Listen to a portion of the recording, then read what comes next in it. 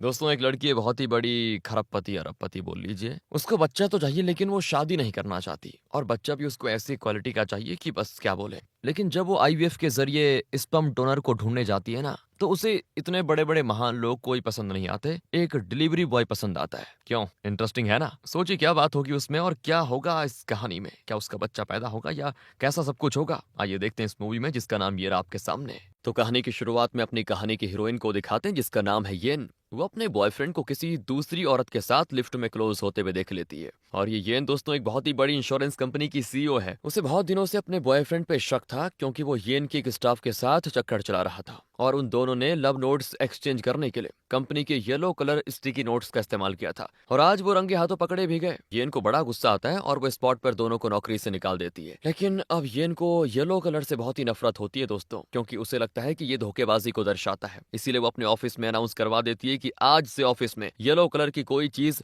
मेरे सामने नजर नहीं आनी चाहिए। और फिर क्या था, ऑफिस के लोग जल्दी जल्दी येलो कलर की सारी चीजें हटा रहे होते हैं। येन वैसे बहुत ही स्ट्रिक्ट है और उसका नाम सुनते ही सारे स्टाफ कांप उठता है। तो एक आदमी ने बालों में येलो कलर का डाई लगाया होता है, तो वो उसके सर पे भी ब्लैक पेंट स्प्रे करा देते हैं। यहाँ से सीधे दिखाते हैं अपने हीरो को जिसका नाम है बैन, जो कि एक डिलीवरी मैन है और बहुत मेहनती इंसान है दोस्तों। हाल ही में उसके बड़े भाई की मौत हो गई थी और भाई के बेटे के कानों में कोई प्रॉब्लम है जो सर्जरी से ठीक हो सकती है। बस उसी की खातिर बैन इतनी मेहनत से पैसे कमा रहा है। दूसरी ओर येन की कार उसे कंपनी में ड्रॉप कर देती है। इससे पहले कि वो लिफ्ट में चढ़े उसकी असिस्टेंट अंदर कुछ स्प्रे करती है और फिर येन अंदर जाती है। लगता है दोस्तों येन को कोई ब्रीदिंग प्रॉब्लम है। फिर कॉन्फ्रेंस रूम में एक मीटिंग होती है जिसमें येन सभी की खबर लेती है, खासकर एक स्टाफ को बहुत ही डांट देती है। वो काम के बाद येन घर आती है तो बहुत ही उदास दिखती है। दूसरों के सामने वो भले ही बहुत ही स्ट्रिक्ट है दोस्तों और अकड़ू बनती है, लेकिन अंदर से वो काफी अकेली और दुखी है। उसका कोई परिवार नहीं है और ऊपर से उसने जिस बॉयफ्रेंड पे इतना विश्वास किया था वो भी धोखेबाज निकला। तो येन की एक बेस्ट फ्रेंड है जो फ्रांस में रहती है, नाम है सोफी। उसकी शादी हो चुकी है और बच्चे भी हैं। तो येन वीडियो कॉल में अपना दुख उसके साथ शेयर करती है। तो सोफी भी उसको दिलासा देती है कि देखो, एक आदमी गलत हुआ तो क्या हो गया, इस दुनिया में अच्छे आदमी भी रहते हैं, तुमसे प्यार करने वाला जरूर तुम्हें मिलेगा। लेकिन अब येन की मेंटल कंडीशन ऐसी है दोस्तों कि उसे मर्दों पर भरोसा ही नहीं होता, इसीलिए वो शादी नहीं करना चाहती। लेकिन एक माँ बनना उसका सपना है, इसीलिए वो सोफी को बताती है कि मैं आईवीएफ के जरिए प्रेग्नेंट होकर एक बच्चे को जन्म देना चाहती हूँ। मेरा तो कोई नहीं है, कम से कम मेरी कोख से जन्म लेने वाली औलाद तो मेरी होगी जो मुझे प्यार करेगी। अब दोस्तों आईवीएफ के लिए एक स्पर्म डोनर चाहिए, तो येन अपनी असिस्टेंट से कहती है कि मेरे लिए एक पर्सनल असिस्टेंट का इंटरव्यू अरेंज करो। येन का प्लान ये है कि वो पर्सनल असिस्टेंट के बहाने किसी ऐसे आदमी को सिलेक्ट करेगी जो स्मार्ट, इंटेलिजेंट और केयरिंग हो और ताकतवर भी। फिर येन उसका मेडिकल चेकअप करवाकर उसे स्पर्म डोनेट करने के लिए कन्विंस कर लेगी। ये इसका प्लान है। तो कई आदमी अप्लाई करके इंटरव्यू के लिए आते हैं, तो जब उनसे उनका स्पेशल टैलेंट पूछा जाता है तो एक तो जोकर की तरह नाचता है, दूसरा बड़ा बेसुरा गाता है, एक तो कहता है कि मैं किसी भी लड़की को 1 मिनट के अंदर अपनी गर्लफ्रेंड बना सकता हूँ। इस तरह एक भी येन की एक्सपेक्टेशन को पूरा नहीं कर पाता और वो सभी को रिजेक्ट कर रही होती है। तभी बैन ऑफिस में कुछ डिलीवर करने आता है। वो वांटेड पोस्टर देखकर दंग रह जाता है क्योंकि पर्सनल असिस्टेंट के लिए 12,000 युआन प्रतिदिन की सैलरी लिखी होती है, मतलब महीने के 36,000 युआन। सोचता है वो कि अगर मुझे नौकरी मिल जाए तो मैं तो अगले ही महीने अपने भतीजे की सर्जरी करवा लूं। तो वो भी आ जाता है इंटरव्यू अटेंड करने के लिए। इसी बीच दोस्तों वो स्टाफ जिसे ये ने मीटिंग में डांटा था उसे ये ने नौकरी से भी निकाल दिया था और वो गुस्से में अपनी चीजें लेकर निकल रही होती है। रास्ते में क्या होता है कि वो एक आदमी से टकरा जाती है और मन ही मन येन को खरी खोटी सुनाते हुए गिरी भी अपनी चीजें उठा रही होती है। तब येन उसी रास्ते में आ जाती है तो देखकर उस स्टाफ को और गुस्सा आ जाता है और बाय चांस उसके हाथ एक चाकू लगता है और वो गुस्से में येन पे हमला करने जाती है। लेकिन बैन ये चीजें देख लेता है और एक पार्सल उस पर मारकर येन को बचा लेता है, पर फिर भी वो नहीं छोड़ती। तो बैन काफी हीरोइज्म दिखाकर येन को यहाँ वहां घुमाकर हमले से उसे बचा लेता है। और फिर क्या था, येन हो जाती इंप्रेस। उस स्टाफ का चाकू भी दीवार पर लगकर टूट जाता है। तब येन की असिस्टेंट उससे पूछती है कि तुमने ऐसा किया क्यों रे। वो बताती है मेरा पति मुझे छोड़कर चला गया है और मैं अकेली अपनी बेटी की परवरिश कर रही हूँ। अब मेरी नौकरी भी चली गई है, मैं अपनी बेटी को कैसे पालूंगी। ऊपर से नौकरी ना होने की वजह से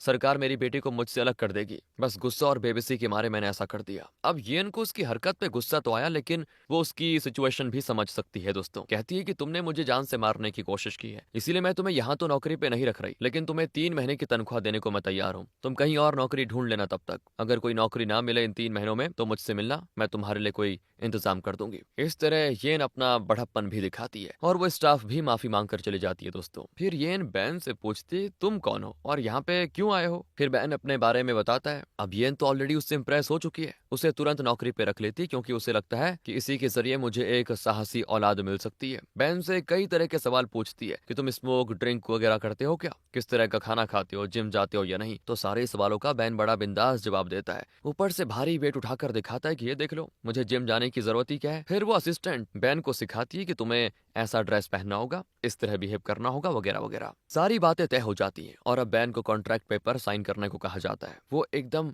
झट से साइन करने वाला होता है तो असिस्टेंट कहती है, अरे अरे पढ़कर साइन करो भाई। तो बैन कहता है, अरे इतने पन्ने पढ़ने की क्या जरूरत है मैडम जी, मुझे तो बस नौकरी से मतलब है, कहकर वो मस्त अपना साइन कर देता है। और फिर अगले दिन से भाई की नौकरी शुरू दोस्तों। वो येन को पिकअप करने जाता है लेकिन 10 मिनट लेट पहुंच जाता है। ऊपर से गार्डन की एक लाइट पे गाड़ी ठोक कर उसने तोड़ फोड़ कर दी थी। फिर येन के लिए दरवाजा खोलने की कोशिश करता है तो वो लॉक होता है। अब बैन बड़ा नर्वस होकर दूसरी तरफ का दरवाजा खोलता है। वो खुद नहीं जानता कि वो क्या कर रहा है। कभी कभी होता है ना, दिमाग काम नहीं करता। तो जैसे तैसे येन अंदर बैठ जाती है और वो कार स्टार्ट करता है। तो येन कहती, ठीक है आज पहला दिन है इसलिए तुम्हें माफ किया, लेकिन मेरे हिसाब से तुम्हें टाइम पे आना जरूरी है, समझे? आइंदा लेट आए तो फिर दिक्कत हो जाएगी। ऑफिस लिफ्ट में बैन वही मेडिसिन स्प्रे करता है जो येन की असिस्टेंट करती थी, लेकिन वो कुछ ज्यादा ही स्प्रे कर देता है जिसकी वजह से दोनों लिफ्ट में छींकते छींकते रह जाते हैं। येन तो चिल्ला देती है कि मेरी जान लेकर रहोगे क्या बे। फिर वो जल्दी जल्दी ऑफिस फ्लोर पे उतर कर भाग जाती है। फिर दोनों ऑफिस में होते हैं तो येन उसको देखकर कुछ सोचती है और फिर एक छोटा सा चाकू लेकर बैन के पास आती है। बैन घबरा जाता है, ये क्या करने वाली है,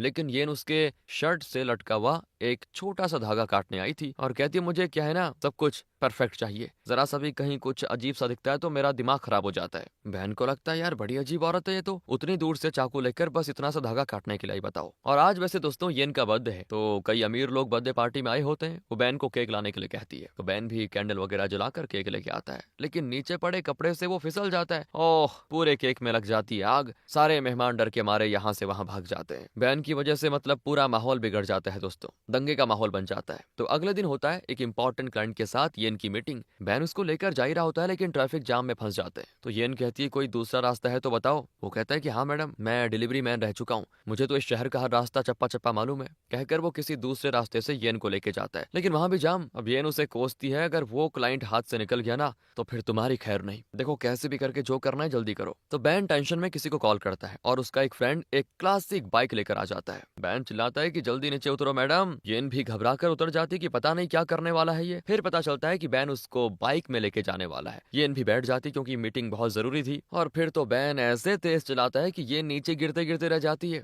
लेकिन वो वक्त पे येन को क्लाइंट के पास पहुंचा देता है। ऊपर से वो क्लाइंट क्लासिक बाइक का फैन मालूम होता है दोस्तों, और वो येन को इसमें आते देखकर बड़ा इंप्रेस हो जाता है। कहता है कि आप चाहती तो ऑडी कार या बेंज में आ सकती थी, लेकिन आपने इस क्लासिक बाइक में आने की सोची, रियली यू आर ग्रेट, कहकर वो डील भी साइन कर देता है। और येन की खुशी का ठिकाना नहीं दोस्तों, लेकिन फिर भी वो बैन को देखकर जरा घूरते हुए स्माइल करती है, ठीक ठाक मतलब। और बैन भी स्माइल करता है। फिर वो असिस्टेंट बैन को अकेले में ले जाकर कहती है तुम्हारा स्पर्म टेस्ट करना है? Sperm test? अरे नौकरी के लिए ये भी टेस्ट करना होता है क्या? तो असिस्टेंट कहती है हाँ, हम सब कुछ टेस्ट करते हैं, जल्दी निकाल कर दो। कहकर वो बैन के लिए बढ़िया बढ़िया वीडियो प्ले कर जाती है। पर बैन की बदकिस्मती तो देखो दोस्तों, वीडियो बीच में रुक जाता है। बेचारा जैसे तैसे पूरा परफॉर्मेंस करके सब कुछ दे देता है और बाहर आकर पूछता है वैसे ये स्पर्म का लेना देना मुझे समझ नहीं आ रहा, दुनिया में सिर्फ यही कंपनी है जो एम्प्लॉयमेंट मेडिकल चेकअप में स्पर्म टेस्ट करवा रही है, बताओ। अरे सच सच बताओ, करना क्या चाहते हो? तो येन अब उसको सब कुछ सच बता देती है कि मैं शादी नहीं करना चाहती, लेकिन बच्चा करना चाहती हूँ, मुझे बस एक स्पर्म डोनर की जरूरत है, इसलिए मैंने तुम्हें अपना पर्सनल असिस्टेंट बनाया। बैन भड़क जाता है कि अच्छा,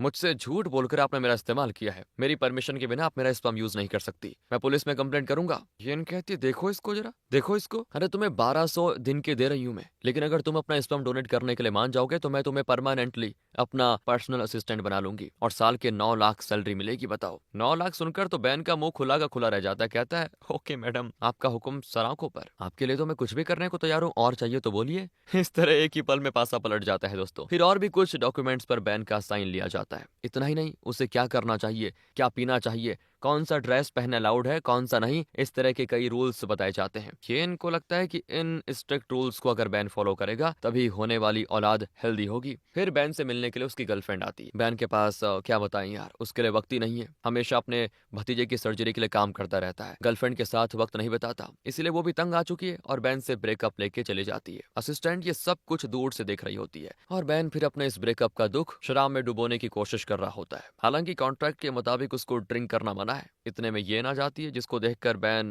गिड़गिड़ा के सॉरी मैडम गलती हो गई ऐसा वैसा ये बातें करता है। पर येन कहती है अरे कोई बात नहीं यार, तुम आराम से पियो, कहकर वो भी ऑर्डर करके पीना शुरू करती है। लेकिन फिर पता चलता है कि येन तो बैन को उठा ले जाने के लिए आई है, और जब बैन नशे में धुत होता है तो एम्बुलेंस बुलाकर उसे हॉस्पिटल लेके जाते हैं और पीछे एक ट्यूब घुसाकर एनिमिया के जरिए पूरी शराब निकाल देते हैं। येन कहती है आइंदा शराब को हाथ भी लगाए ना तो तुम्हें यही याद आना चाहिए। बैन चिल्लाता है कि नहीं मैडम, मैं कभी नहीं पीऊंगा। फिर दोस्तों एक रात येन बैन को कॉल करके अपने घर पे बुलाती है। बैन भी जाता है कि चलो कोई काम होगा, पता नहीं कौन सा अर्जेंट काम आ गया। ये नीचे आ रही होती है तो बैन उसको अच्छे से निहारता है। हाँ, लगता है दोस्तों वो येन को जरा पसंद करने लग गया है। येन कहती है जरा मेरे बेडरूम में तो आओ, और बैन के अंदर उम्मीदें जाग जाती हैं कि चलो कुछ होने वाला है क्या। वैसे भी रात का वक्त है, येन भी अकेली, मैं भी अकेला, और ऊपर से वो बच्चा करना चाहती है, मतलब आज ही मेरी वागरात।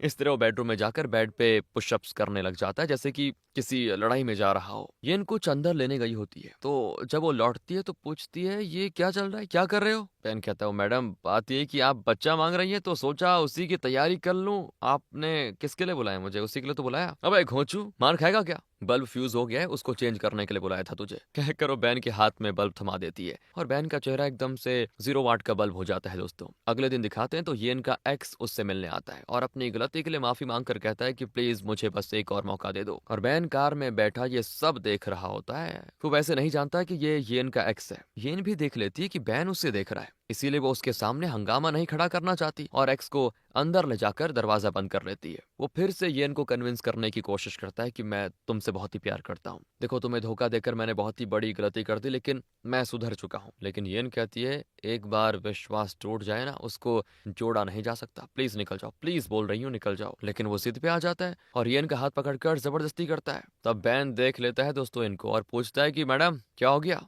येन कहती है इस आदमी को बाहर निकालो। इस पर बैन एक्स को धमकाता है कि क्यों मिस्टर, खुद बाहर जाओगे या फिर लगाऊं जोर का धक्का। वो थोड़ा डर जाता है और बाहर चला जाता है खुद ही। अब धीरे धीरे येन को बैन पर और विश्वास होने लग जाता है कि इसके साथ मैं सेफ हूँ। फिर दोनों एक एल्डर केयर सेंटर जाते हैं जहाँ येन के पिता रहते हैं। उन्हें अल्जाइमर्स डिजीज है दोस्तों, उन्हें कुछ याद नहीं है, ना ही वो येन को पहचानते हैं, कभी कभी तो खुद बच्चे बन जाते हैं। अब येन डॉक्टर से कहती है कि आप दुनिया के बेस्ट डॉक्टर को यहाँ लाइए, मैं उनकी फीस देने को तैयार हूँ, लेकिन मेरे पापा को ठीक कर दीजिए प्लीज। पर डॉक्टर्स भी कहते हैं कि देखो उनकी कंडीशन ट्रीटमेंट के बाहर है, समझने की कोशिश कीजिए प्लीज। सुनकर बेचारी येन काफी परेशान हो जाती है और कहती है ठीक है, लेकिन प्लीज मेरे पापा का अच्छा ख्याल रखना, मैं आपको दोगुनी फीस देने को तैयार हूँ। तो पापा भी कहते हैं मुझे यहाँ छोड़कर मत जाओ, प्लीज घर लेके जाओ ना। और येन कहती है मैं आपको घर नहीं लेके जा सकती, आपको यहीं रहना पड़ेगा। येन की आवाज में गुस्सा और कड़कपन होता है दोस्तों वैसे। तो बहन पूछता है ये क्या कर रही हैं आप, अरे वो कितना रिक्वेस्ट कर रहे हैं आपसे, उन्हें घर क्यों नहीं लेके जाना चाहती आप। अब येन उसको कहती है कि देखो तुम ना मेरे बारे में जानते हो और ना मेरे पापा के बारे में, इसलिए राय देने की कोशिश मत करो, जिस काम के लिए रखा हुआ है वही करो, कहकर वो ऑफिस चली जाती है। काम के बाद जब येन बाहर आती है तो उसकी कार खड़ी होती है, लेकिन बैन नजर नहीं आता। वो बैन को कॉल भी करती है लेकिन नॉट रीचेबल आता है और गुस्से में येन कैब में घर आती है तो देखती है कि घर में सब कुछ तितर बितर करके रखा हुआ है। दरअसल बैन येन के पापा को घर लेकर आ गया था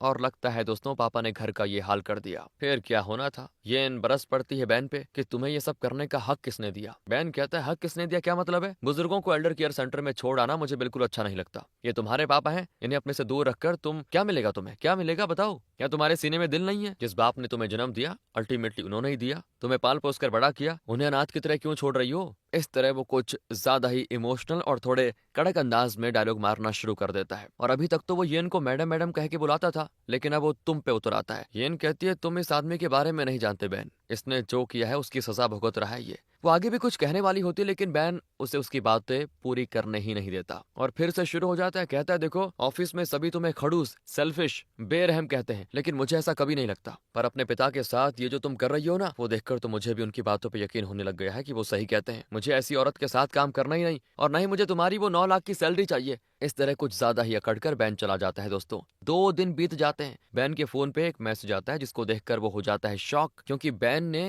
येन का कॉन्ट्रैक्ट तोड़कर नौकरी छोड़ दी थी। तो अब येन ने पेनल्टी के तौर पर उससे 9 लाख युआन मांगे हैं। बैन हो जाता है आग बबूला और सीधे येन से मिलने पहुंच जाता है और चिल्लाता है कि मैंने तुम्हारे पिता की खातिर 2-4 शब्द क्या कह दिए, तुम मुझ पे पेनल्टी दोगी, 9 लाख मैं कहां से लेके आऊंगा। तो येन को हंसी आ जाती है और कहती है जब 9 लाख नहीं दे सकते तो तुमने कॉन्ट्रैक्ट क्यों तोड़ा? उस दिन तुम इतना चिल्लाए, लेकिन क्या तुमने ये जानने की कोशिश की कि मैं अपने पिता से इतनी नफरत क्यों करती हूँ? तुमने तो मुझे बोलने ही नहीं दिया, ना ही मौका दिया बोलने का। कहकर वो बैन को अपने पास्ट के बारे में बताती है कि बचपन में मैं अपने पेरेंट्स के साथ रहती थी। मेरी माँ भली औरत थी, लेकिन पापा हद से ज्यादा बुरे। माँ के जीते जी पापा दूसरी औरत के साथ रहने लगे। जब माँ को ये पता चला तो वो पापा से सवाल करने लगी। दोनों में झगड़ा होता रहता था। पापा माँ को मारते पीटते थे और मैं तो क्या करती, डर डर कर ये सब देखती रह जाती थी। पापा ने माँ को इतना टॉर्चर किया ना कि बेचारी माँ ने अपनी जान ले ली, लेकिन उसके बाद भी पापा का रवैया बदला नहीं। वो कई औरतों को घर लाकर मजे करते थे। उन्हें इतना भी लिहाज नहीं था कि बेटी घर में है। और जब मैं थोड़ी बड़ी हुई तो मैंने दूसरे शहर जाकर यूनिवर्सिटी में पढ़ाई की। फिर मुझे एक नौकरी मिली और कुछ ही सालों में मैंने अपनी एक कंपनी शुरू की। उसके बाद सबसे पहले मैं अपने पापा के पास गई और एक लीगल डॉक्यूमेंट पे उनका साइन लिया, जिसमें ये लिखा था ना वो मेरे पापा हैं ना मैं उनकी बेटी, मेरा और उनका कोई रिश्ता नहीं। और पापा ने तुरंत साइन कर दिया। शायद वो भी किसी तरह मुझसे छुटकारा पाना चाहते थे, क्योंकि मैं उनकी खुशी में अड़चन जो बन रही थी। लेकिन उसके बाद मैंने बिजनेस में बहुत तरक्की की और अभी दोस्तों ये सारी बातें पापा के सामने ही हो रही हैं, लेकिन पापा को बिल्कुल भी एहसास नहीं है कि उन्हीं के बारे में येन बातें कर रही है, क्योंकि दिमाग काम ही नहीं कर रहा। फिर येन कहती है कि एक दिन पापा मेरे पास आए और रोने लगे कि मैं अकेला हो गया हूँ, प्लीज मुझे पनाह दो, मैं अक्सर चीजें भूल जाता हूँ। डॉक्टर कहते हैं कि मुझे अल्जाइमर डिजीज है, प्लीज मुझे अपना लो बेटा। लेकिन उस दिन मुझे उन पे जरा भी तरस नहीं आया, क्योंकि उन्होंने मेरी माँ और मेरे साथ जो किया भगवान उसी की उन्हें सजा दे रहा है। लेकिन फिर भी बाप जो ठहरा, इसलिए मैंने उन्हें अपने साथ रखने के बजाय उस एल्डर केयर में छोड़ दिया था। लेकिन हाँ, उनका पूरा खर्चा मैं उठा रही हूँ। दोस्तों ये सारी बातें सुनकर बैन को भी बड़ा गुस्सा आता है और कहता है कि जब तुम्हारी माँ मरी थी तभी तुम्हें इस आदमी को भी जहर देकर मार देना चाहिए था। येन कहती है तुम तो बड़ा इमोशनल हो रहे थे ना कि मैं बेरहम हूँ, खड़ूस हूँ, सेल्फिश हूँ, अब क्या हो गया? बैन कहता है देखो सॉरी, मुझसे गलती हो गई, मैंने बस जाने बगैर ही ऐसा कुछ कह दिया। अब मैं तुम्हारी फीलिंग्स को समझ पा रहा हूँ। और फिर दोनों ड्रिंक कर रहे होते हैं तो येन पूछती है अपने बारे में बताओ जरा कुछ, तुम्हें पैसों की इतनी सख्त जरूरत क्यों है? तो बैन भी कहता है मेरा एक बड़ा भाई था जो एक्सीडेंट में चल बसा, उसके बेटे की मैं परवरिश कर रहा हूँ। उसके कानों में कोई दिक्कत है जो सर्जरी से ठीक होगी और उसकी सर्जरी के लिए मुझे पैसे चाहिए बस। वैसे उस दिन तुम्हारे घर जो आदमी आया था वो कौन था? तो येन कहती हो मेरा बॉयफ्रेंड था, लेकिन धोखेबाज निकला। बातों ही बातों में दोनों खूब शराब पी लेते हैं। अगले दिन दोस्तों एक दूसरे की बाहों में लेटे होते हैं दोनों। अब येन तो घबरा जाती कहीं नशे में कोई हमने गलत काम तो नहीं कर दिया, लेकिन फिर याद आता है कि दोनों नशे में सो गए थे। वो तुरंत उठकर तैयार हो जाती है और जल्दी जल्दी ऑफिस के लिए निकल जाती है। फिर बैन भी तैयार होकर ऑफिस जाता है। तब असिस्टेंट बताती है कि तुम्हें येन मैडम के साथ एक बिजनेस डीलिंग के लिए फ्रांस जाना होगा। सुनकर बैन बड़ा खुश होता है कि चलो घूमना मिलेगा। अगले सीन में दोनों फ्रांस जाते हैं। वो गए तो थे बिजनेस के सिलसिले में, लेकिन दोनों खूब घूमते हैं, मस्त एंजॉय करते हैं। येन की बेस्ट फ्रेंड सोफी भी फ्रांस में रहती है दोस्तों। उससे मिलने के लिए दोनों एक जगह पे वेट कर रहे होते हैं और तब बैन को येन निहारने लगती है। लगता है येन को भी बैन अच्छा लगने लग गया है। फिर सोफी आती है और बैन का इनोसेंट नेचर देखकर सोफी को भी लगता है कि बैन येन के लिए बिल्कुल परफेक्ट है। तो बैन के जाने के बाद वो येन से कहती है कि ये बैन बहुत ही फ्रैंक और इनोसेंट है, तुम्हारे लिए वही ठीक रहेगा, उससे शादी करने के बारे में सोच लो। लेकिन येन मानना ही नहीं चाहती कि वो बैन को पसंद करती है। कहती है हमारे बीच एक कॉन्ट्रैक्ट के अलावा और कुछ नहीं है।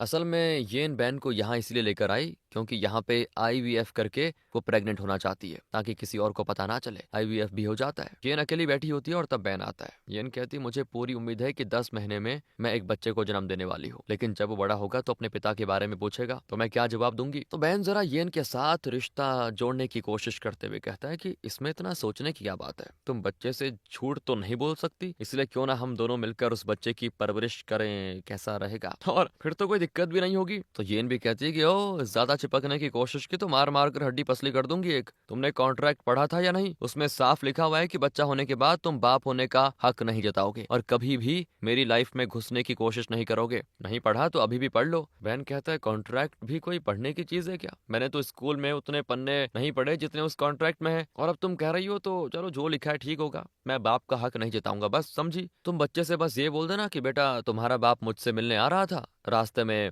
एक लॉरी के नीचे आ गया फिर मर गया। या फिर ये कह देना कि तुम्हारा बाप बाथरूम में फिसलकर सर के बल गिर गया, उसका टकला सर फट गया और वो मर गया। ऐसा कोई कॉमेडी सीन बताकर मामले को निपटा देना। येन को आ जाती है हंसी, लेकिन फिर भी टाइम पास करने के लिए वो बैन से कहती है इससे बेटर कोई स्टोरी बताओ ना। दरअसल बैन एक स्काई डाइवर था दोस्तों, और दूसरों को ट्रेन भी करता था। एक बार वो किसी को ट्रेन कर रहा था और बैन की छोटी सी लापरवाही की वजह से एक आदमी नीचे गिरकर मर गया। उस बात का बैन को आज तक पछतावा है। बैन वही कहानी बताने लग जाता है और बहुत इमोशनल होता है बताते बताते। येन को भी बुरा लग जाता है कि हमेशा खिलखिलाकर बात करने वाले आदमी को उसने दुखी कर दिया। वो बैन को दिलासा देने की कोशिश करती है, लेकिन बैन कहता है मुझे नींद आ रही है, और वो जाकर सो जाता है। येन उसका दर्द समझ पाती है दोस्तों। अगले सीन में एक पार्टी होती है बढ़िया, क्योंकि येन हो गई है प्रेग्नेंट और उसी का सेलिब्रेशन है ये। सोफी और दूसरे फ्रेंड्स भी आए होते हैं और बैन और येन अपना कॉन्ट्रैक्ट भूलकर एक हैप्पी कपल की तरह सेलिब्रेट कर रहे होते हैं। खुशी के मारे बैन कहता है अगले 10 महीने में तुम्हारा मैं इतना ख्याल रखूंगा कि तुम सोच भी नहीं पाओगी, अपनी पलकों पे बिठा के रखूंगा, तुम्हें देख लेना। काफी फिल्मी डायलॉग मारता है, लेकिन बैन के मुंह से ये सुनकर येन उससे सच में प्यार करने लग जाती है। और तो और उसे बच्चों के साथ बच्चा बनकर खिलते हुए देखकर तो उसे यकीन हो जाता है कि यही मेरे बच्चे का पापा बन सकता है। उसकी इन फीलिंग्स को सोफी भी पकड़ लेती है और कहती है मैं जानती हूँ तुम क्या सोच रही हो, देरी मत करो, तुम खुद जाकर उसे प्रपोज कर दो। येन भी प्रपोज करने का फैसला कर लेती है। पार्टी के बाद मेहमान चले जाते हैं और बैन और येन घर पे अकेले होते हैं। तो येन अपने कमरे में होती है और नर्वस भी कि बैन से कैसे इस बारे में बात करूं। तभी कमरे के बाहर बैन की आहट को सुनकर वो और नर्वस हो जाती है कि शायद बैन भी मुझे प्रपोज करने आया होगा, और फिर हिम्मत जुटाकर वो खुद जाकर बात करने का फैसला करती है और खोलती है दरवाजा। लेकिन तब पता चलता है कि बैन को बड़ी भूख लगी थी और वो खाना खाने आया था, ना कि येन को प्रपोज करने। बेचारी डिसअपॉइंट हो जाती है क्योंकि उसे लगता है कि शायद उसको मेरे लिए प्यार वाली फीलिंग्स है ही नहीं। ऊपर से उसका ईगो भी उभर आता है कि मैंने तो बिना किसी मर्द के सहारे अपनी पूरी लाइफ जीने की ठानी थी, मैं उसी फैसले पे अड़ी रहूंगी। यही सब सोचकर वो फिर से दरवाजा बंद कर लेती है और बैन को अपनी फीलिंग्स नहीं बताती। और अगले ही दिन दोस्तों बैन को वापस चाइना भेजने की बात करती है। तो बैन की समझ नहीं आता अचानक क्या हो गया। कॉन्ट्रैक्ट के मुताबिक दोनों यहाँ तब तक रहेंगे जब तक येन बच्चे को जन्म नहीं दे देती, फिर दोनों वापस जाएंगे और येन सभी को ये बताएगी कि उसने एक बच्चे को गोद ले लिया है। लेकिन अब अचानक येन का बदला हुआ फैसला बैन को गुस्सा दिला देता है, और तो और येन बैन से बात तक नहीं करना चाहती। और बैन समझ जाता है कि येन मुझसे प्यार करने लगी है, लेकिन कह नहीं पा रही है, इसीलिए मुझे अपने से दूर कर रही है। पर येन दोबारा प्यार में पढ़कर फिर से धोखा नहीं खाना चाहती। बैन गुस्से में वापस चला जाता है चाइना। कुछ ही दिनों में बैन अपने भतीजे की सर्जरी करवा देता है और अब वो सुन सकता है दोस्तों, उसके कान ठीक हो गए। बैन की भाभी भी बड़ी खुश होती है और अब बैन को तसल्ली होती है कि चलो काम तो हो गया। जैसे जैसे दिन बीतते हैं बैन को येन की यादें सताने लग जाती है। बहुत ही मिस करता है वो उसे। फिर वो अपने होने वाले बच्चे के लिए एक फ्यूचर लेटर लिखकर भेजता है फ्रांस में। उस लेटर को डिलीवर करने के लिए एक आदमी बाइक पर आता है, जिसको देखकर येन को लगता है शायद बैन आ रहा है। मतलब वो भी बैन को बहुत मिस कर रही थी। वो लेटर खोलकर पढ़ती है। बैन ने इमेजिन किया था कि येन को लड़की पैदा होगी और इसीलिए उसने अपनी बेटी के लिए ये लेटर लिखा होता है। लेटर पढ़कर येन होती बहुत इमोशनल और उसे बैन की बहुत याद आ जाती है। अब इसके कुछ महीने के बाद बैन को सोफी का आता है मैसेज कि इमरजेंसी है, तुम प्लीज जल्दी से जल्दी यहाँ पे आ जाओ। बैन भी फ्रांस में सोफी के घर जाता है जहाँ येन रह रही थी वहीं पे। लेकिन ये क्या दोस्तों, वहाँ पे येन नहीं होती। बैन पूछता है तो सोफी बताती है कल रात से येन गायब है। बेचारा बैन घबरा जाता है। वो कार में उसको ढूंढने जाते हैं और तब सोफी बताती है 5वें महीने में येन का अबॉर्शन हो गया था। येन ये बात सह नहीं पाई और डिप्रेशन में चली गई। उसने खुद की जान लेने की कोशिश भी की। सोफी ने उसे हिम्मत देने की बहुत कोशिश की दोस्तों, लेकिन बात नहीं बनी और येन हमेशा बड़बड़ाती रहती थी कि मेरा बच्चा खो गया, बच्चा खो गया। इस बात को हुए 1 महीना हो चुका है और कल रात से वो गायब है। फिर तो वो येन को हर तरफ ढूंढते हैं। आखिरकार उसे एक पहाड़ के ऊपर देख लेते हैं। लगता है वो नीचे कूदकर अपनी जान देने वाली है। बैन अकेला उससे बात करने जाता है ताकि सबको देखकर येन कोई गलत कदम ना उठा ले। बैन को देखकर वो भी पीछे नहीं हटती और कहती है मेरा बच्चा मुझे छोड़कर चला गया, मैं जी नहीं सकती, तुम चले जाओ यहाँ से। लेकिन बैन धीरे धीरे उसके पास जाता है और कहता है तुम्हें क्या लगता है मुझे दुख नहीं है, वो बच्चा मेरा था, लेकिन इसका ये मतलब नहीं कि हम अपनी जिंदगी खत्म कर दें। लेकिन वो कहती है मेरी गैर जिम्मेदारी की वजह से बच्चा गिर गया, मुझे तो उम्मीद ही नहीं है कि मैं फिर कभी माँ भी बन पाऊंगी कि नहीं। पर बैन उसको समझाता है कि जिंदगी में कुछ भी खो जाए पर उम्मीद कभी नहीं खोनी चाहिए। लाइफ में उतार चढ़ाव आते रहेंगे, लाइफ हमारी परीक्षा लेती रहेगी हमेशा, और उन परीक्षाओं को हमें फेस करना सीखना होगा। एक आदमी ने तुम्हें धोखा क्या दे दिया, तुम सभी को उसी नजरिए से देखोगी क्या? बच्चा खो देना बहुत बड़ा दुख जरूर है, हमें धीरे धीरे उस दुख से बाहर निकलना है। हम दोनों को मिलकर लाइफ को फेस करना है। तुम अकेली नहीं हो, मैं साथ हूँ तुम्हारे। लेकिन येन तब भी उदास ही रहती है दोस्तों। तब बैन बताता याद है उस दिन मैंने तुम्हें बताया था स्काई डाइविंग ट्रेनिंग के दौरान मेरी छोटी सी लापरवाही की वजह से एक आदमी की जान चली गई थी। वो आदमी मेरा भाई था, तुम्हें पता है। मेरी वजह से मेरा सगा भाई मेरी आंखों के सामने मर गया और शायद तुम अंदाजा नहीं लगा सकती कि मुझे कैसा गिल्ट फील हुआ, और उसी गिल्ट के बोझ को ढोते ढोते मैं जी रहा हूँ। उस दिन जब बैन येन को कहानी सुना रहा था तो येन को बैन का दर्द महसूस हुआ था, इसीलिए वो भी अपने दुख से जूझकर उसे बाहर निकालने की सोचती है। तो बैन उसके पास जाकर कहता है अगर अब भी तुम्हारा इरादा नहीं बदला तो ठीक है, तुम कूदना ही चाहती हो ना, चलो दोनों मिलकर कूद जाते हैं, कहकर वो येन को कस के पकड़कर नीचे कूद जाता है। येन के फ्रेंड्स घबरा जाते हैं कि ये क्या कर रहा है, लेकिन बीच हवा में पैराशूट खुलता है। दरअसल बैन येन को इम्प्रेस करने के इरादे से बैग में पैराशूट लेके आया था, लेकिन येन की हालत देखकर उसने इस सिचुएशन में पैराशूट का इस्तेमाल किया था। और अब येन सच में अपना फैसला बदल लेती है और उसके अंदर जीने की उम्मीद जाग जाती है।